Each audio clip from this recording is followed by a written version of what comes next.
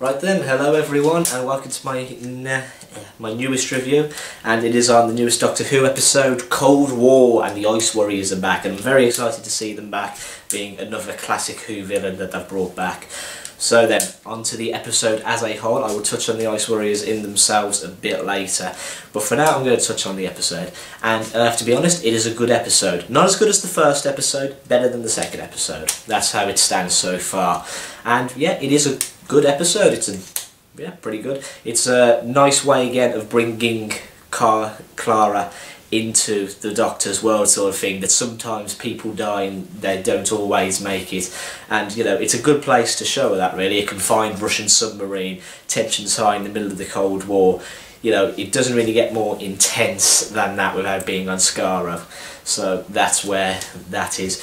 So yeah, and also I have to touch on this as well. I think it's the best way I've seen of introducing an assistant to the TARDIS's psychic field that I've seen for, well, ever. You know, the way of, oh, I'm not speaking Russian. Yeah, you are. That is, I think that's the best way I've seen of them getting introduced to it. You know, just like, you know, they've been speaking this foreign language the whole time, but they didn't realise because the TARDIS is in their head and they understand it perfectly. And the Doctor's just like, we can't really go through it now. But hey ho. The TARDIS disappears again in the episode as well. I wasn't expecting that, but I suppose on a packed Russian sub there ain't much place for the TARDIS. So they just, it seemed a bit forced though, in all fairness, if you know what I mean. It was like, disappears for the episode, comes back at the end sort of thing, and the Doctor explains why it went away very quickly. So, but you know, can't really, that's just the tiniest of details. It's like 5 seconds out of the 45 minutes of the episode. So there you go on that. And yeah, I've got the Ice Warriors then, as I said, I'll touch on those. It's great to see them back being a classic Who villain, and they haven't been seen since 1974, and therefore, as you can tell, that is a massive, massive time for them to be away.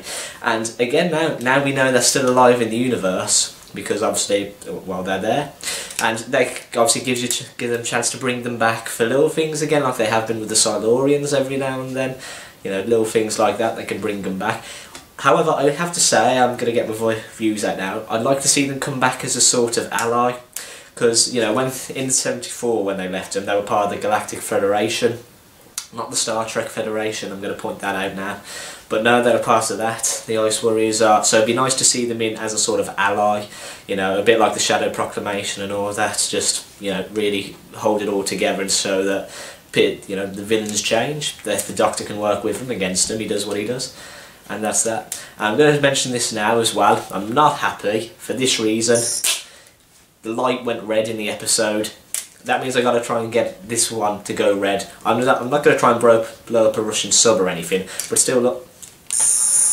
Mine only goes green. His went red. Not happy. I want a red screwdriver. Just mentioning that now. I need that red screwdriver. However, it went red. I need it. Just gotta say. And this thing only has one setting. But yeah, what did you think of the episode? You know, please comment and stuff to tell me what you thought about it. Are you familiar with the Ice Warriors at all? Did you like the setting? Do you think there are certain things that could be done better? You know, certain characters that you thought were pretty two-dimensional. Speaking of characters on that note, I'm going to mention this as well and ask you a question. Did anyone else think the Professor was creepy? Because he gave me the creeps through the episode, the Professor did. He really gave me the creeps through it. And, I mean, fair enough, he was an okay guy, but he gave me shoulders. He wasn't that nice a guy. Well, he was a nice guy, he just wasn't. And so, yeah, that's where we stand on that. So, yeah, and next week, the Haunted House episode from the trailer.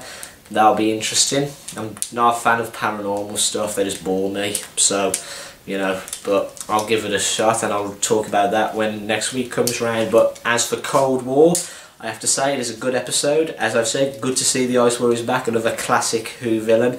I'm wondering who they're going to bring back next as a Who villain. Actually, I know they're bringing out next, obviously, for the 50th anniversary. It's been released, the Zygons are coming back. An interesting choice on those, actually, because they've only ever appeared once before, so why bring them back, like, I think 50 years, something stupid, 40, 50 years after they've actually, you know, appeared before. But that is, you know, that's completely the writers and developers' choices, and I'm not there to question that, but I will look forward to that. So after the Ice Warriors and the Zygons, who are they bringing back next? You know, please, if you've got any ideas, or no, yeah, if you know, that'd be nice. If you got, who would you like to see come back? Gotta be honest, all my favourite ones are back, really. Sontarans came back, happy with that. Job done. Daleks and Cybermen always around. Can't argue. So yes, thank you for watching my video, and I hope you enjoyed this. Please go and check out my other videos as well if you haven't already. You might like them, you might hate them, but at the end of the day, you're the one watching them. So thank you, and I'll see you around.